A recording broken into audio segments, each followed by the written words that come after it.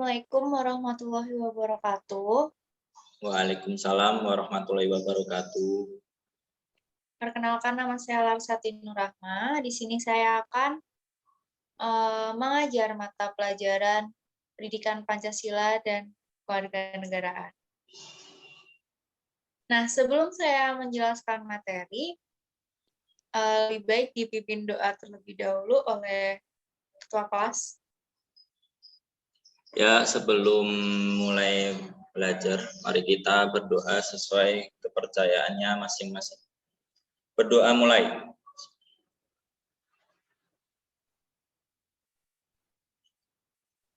Doa selesai. Ya, terima kasih. Nah, di sini sebelum saya menjelaskan tentang materi, yaitu saya akan menjelaskan terlebih dahulu kalau saya akan menjelaskan materi SMP kelas 7. Baik, akan saya share screen terlebih dahulu.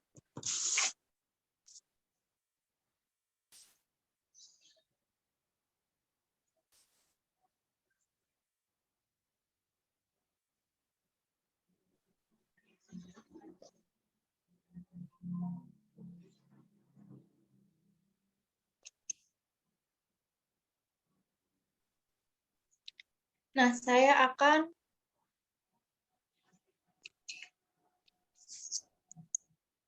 menjelaskan tentang keberagaman suku, ras, agama, dan antar golongan dalam bingkai Bhinneka Tunggal Ika.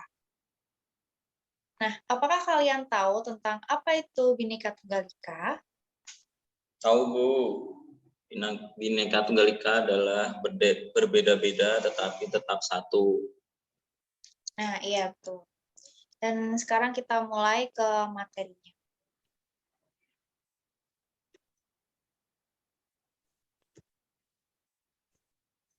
Bangsa Indonesia adalah bangsa yang besar, terdiri atas 34 provinsi dengan ribuan pulau yang ada di dalamnya.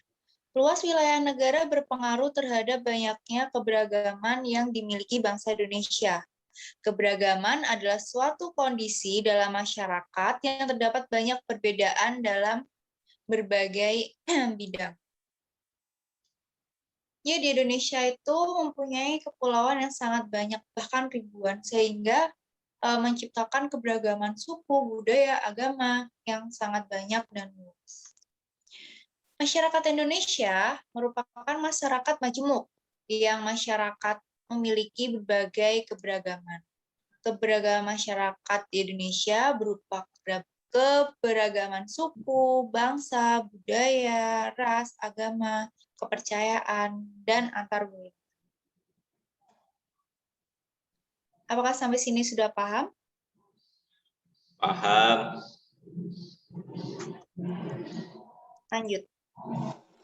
Faktor penyebab keberagaman, yaitu yang pertama letak strategis wilayah Indonesia.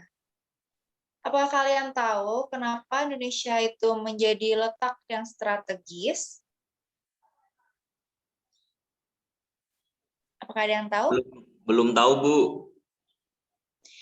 Nah, Indonesia itu menjadi letak yang strategis untuk dulunya para penjajah, para pedagang itu masuk ke Indonesia. Seperti awalnya bangsa India masuk ke Indonesia membawa kepercayaan Hindu dan Buddha. Ada juga dari Arab, mendagangkan rempah-rempah dan lain sebagainya. Nah, kondisi negara kepulauan. Nah, negara Indonesia sendiri memiliki berbagai, bukan berbagai, tapi ribuan pulau. Mempunyai ribuan pulau. Ada pulau Sumatera, ada pulau Jawa, ada pulau Sulawesi, dan masih banyak lagi pulau-pulau kecil lainnya yang mungkin tidak terhitung. Tapi di Indonesia sendiri mempunyai 34 provinsi. Yang ketiga adalah perbedaan kondisi alam. Perbedaan kondisi alam di Indonesia itu Ada dataran tinggi yang pastinya tentunya hawanya juga sejuk, dingin, dan di dataran rendah itu lebih ke panas. Yang keempat, keadaan transportasi dan komunikasi. Nah, di Indonesia sendiri, transportasi dan komunikasi itu sangat berpengaruh bagi masyarakat Indonesia karena itu merupakan sesuatu yang sangat membantu pekerjaan masyarakat di Indonesia, seperti transportasi umum, seperti bus, taksi, Grab, Gojek, dan lain sebagainya. Dan komunikasi seperti grup WA, sekarang kan lagi zamannya pandemi, sehingga sistem belajar mengajar tidak bisa melalui tatap muka dan menggunakan sistem online, yaitu menggunakan Zoom, Google Meet, seperti saat ini. Lalu yang kelima adalah penerimaan masyarakat terhadap perubahan. Nah, banyak perubahan-perubahan yang masyarakat itu kadang bisa menerima, kadang tidak, karena setiap daerah atau setiap masyarakat itu ingin berpindah atau masyarakat pindah ke daerah lain, tapi dengan perbedaan suku, bangsa, bahasa, kadang masyarakat yang ditempati itu, yang masyarakat satu ingin pindah itu, kadang bisa menerima atau tidak. Gitu. Sampai sini paham? Paham, Bu. Oke.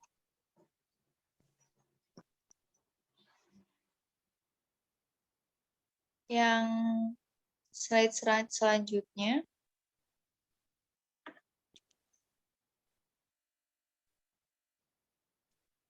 Keberagaman agama dan kepercayaan. Ajaran agama Hindu dan Buddha dibawa oleh bangsa India yang sudah lama berdagang dengan Indonesia. Ajaran agama Islam dibawa oleh pedagang Gujarat dan Parsi sekitar abad ke-13. Kedatangan bangsa Eropa membawa ajaran agama Kristen dan Katolik, sedangkan pedagang dari Cina menganut agama Konghucu. Berbagai ajaran agama diterima oleh bangsa Indonesia karena masyarakat sudah mengenal kepercayaan seperti animisme, dinamisme. Kalian tahu nggak apa itu animisme dan dinamisme? Belum tahu, Bu. Kalau animisme itu kepercayaan kepada roh nenek moyang, sedangkan dinamisme itu pada batu-batu besar, pohon-pohon besar, ini seperti itu. Dan agama mengajarkan kepada umatnya agar berbuat baik dan benar. Melakukan kebaikan dan menegakkan kebenaran adalah perintah Tuhan yang wajib dilaksanakan. Kesadaran beragama merupakan perwujudan keyakinan manusia terhadap keberadaan Tuhan Yang Maha Esa. Sebagai pelajar wajib mempunyai sikap taat dalam beragama, yaitu dengan menjalankan segala perintah ajaran agama dan menjauhi semua larangan agama yang dianutnya. Jadi semua agama itu mengajarkan hal yang baik.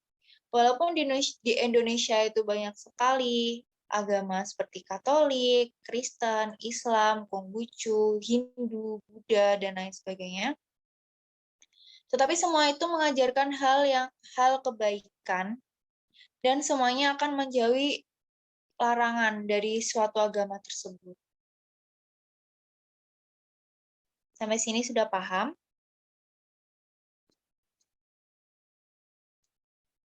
Apakah sudah paham?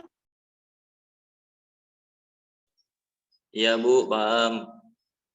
Paham, Bu. Selanjutnya, ras adalah golongan bangsa berdasarkan ciri-ciri fisik dan garis keturunan. Setiap manusia memiliki perbedaan ras dengan manusia lainnya karena adanya perbedaan ciri-ciri fisik seperti warna kulit, warna dan bentuk rambut, bentuk muka, ukuran badan, bentuk dan warna mata, dan ciri fisik yang lainnya.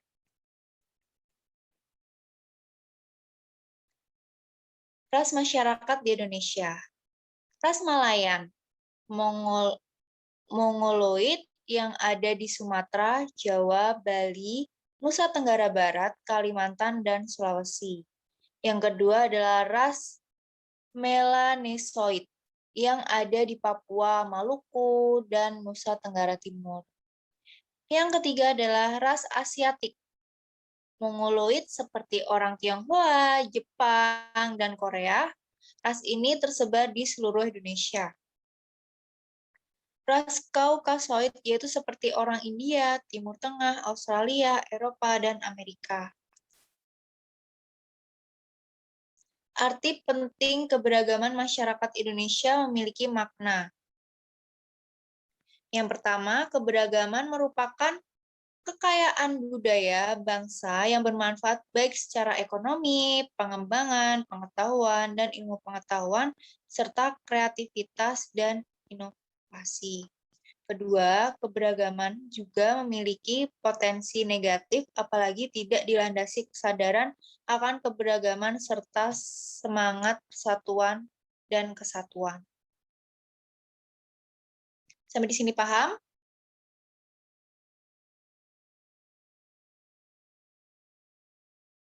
Sampai di sini paham? Paham, Bu.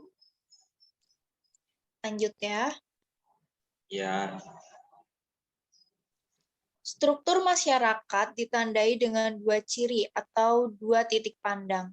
Yang pertama, secara horizontal, ditandai oleh kenyataan adanya kesatuan-kesatuan sosial berdasarkan perbedaan-perbedaan suku bangsa, agama, adat istiadat, dan kedaerahan secara vertikal. Ditandai dengan adanya lapisan atas dan lapisan bawah yang cukup tajam. Keberagaman masyarakat ditandai adanya segmentasi dalam bentuk kelompok-kelompok yang memiliki kebudayaan yang berbeda satu sama lain. Kelompok-kelompok tersebut dapat berupa kesatuan-kesatuan sosial dan organisasi kemasyarakatan. Adanya kelas sosial dan kesatuan sosial membentuk golongan-golongan di masyarakat.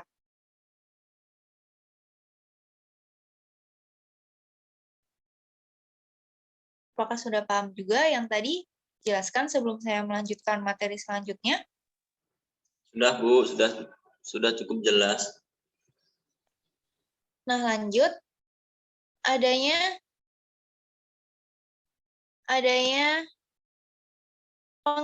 penggolongan dalam masyarakat dapat menyebabkan terjadinya konflik. Hal ini dapat muncul apabila muncul perasaan etnosentrisme yang menganggap hanya kelompok atau golongan saja yang paling baik dan sempurna. Sementara golongan lainnya dianggap banyak memiliki kekurangan. Keberagaman bukan merupakan unsur perpecahan, namun justru yang menciptakan kesatuan bangsa. Kesatuan adalah upaya untuk mempersatukan perbedaan suku, adat istiadat, ras, dan agama untuk menjadi satu, yaitu bangsa Indonesia. Hal tersebut sesuai dengan semboyan negara kita, yaitu Bhinneka Tunggal Ika. Seperti yang kamu jelaskan tadi, apa itu Bhinneka Tunggal Ika, yaitu berbeda-beda tapi tetap satu. Semboyan Bhinneka Tunggal Ika terdapat pada lambang negara Republik Indonesia, yaitu burung Garuda Pancasila. Di kaki burung Garuda Pancasila mencengkram sebuah pita yang bertuliskan Bhinneka Tunggal Ika, yang berarti berbeda-beda tetapi tetap satu.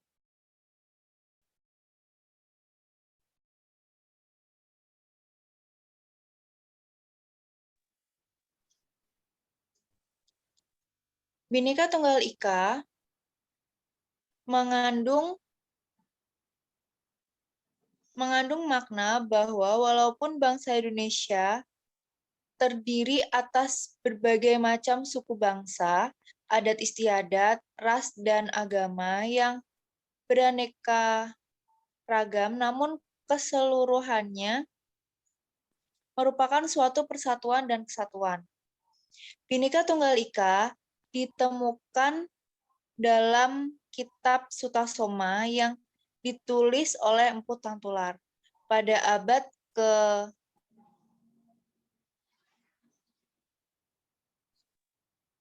berapa itu? Masa kerajaan Majapahit. Ke-14, Bu. Oh ya, ke-14. Oleh kerajaan Majapahit. Dalam kitab tersebut, Empu Tantular menulis, bisa dibacakan? Kruaneka datu winuwus Buddha wisma.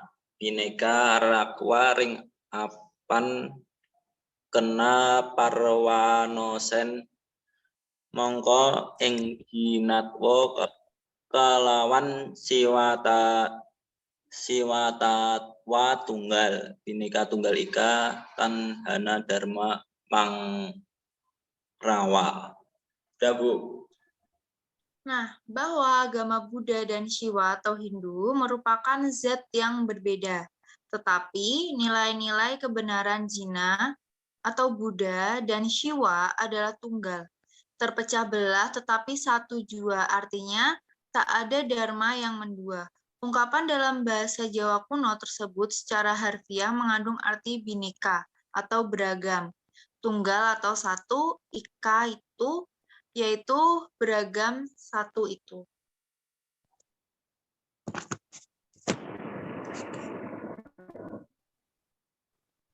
Perilaku toleran dalam kehidupan beragama. Yang pertama, melaksanakan ajaran agama yang dianutnya dengan baik dan benar. Yang kedua, menghormati agama yang diyakini orang lain. Yang ketiga, tidak memaksakan keyakinan agama yang dianutnya kepada orang lain.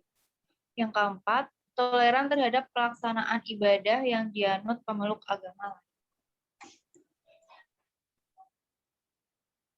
Selanjutnya yaitu perilaku toleran terhadap keberagaman sosial budaya.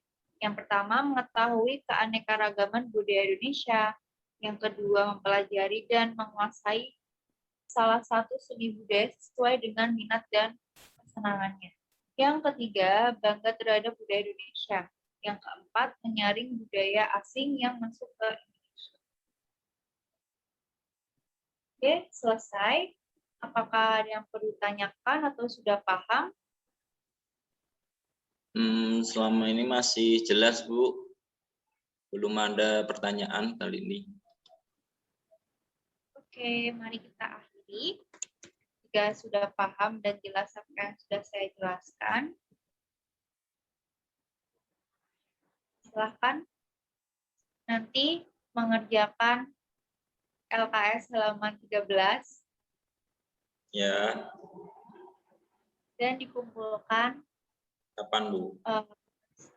Dikerjakan di Word ya, nanti dikumpulkan lewat ketua kelasnya siapa tadi? Reganda, Bu, Reganda. Ya, nanti dikirim lewat Reganda dan Reganda nanti mengirim ke saya ya. Ya, Bu, siap. Oke, silakan diakhiri oleh ketua kelas. Iya, Bu, terima kasih atas penjelasannya. Ya, terima kasih juga atas perhatiannya. Assalamualaikum warahmatullahi wabarakatuh. Waalaikumsalam warahmatullahi wabarakatuh.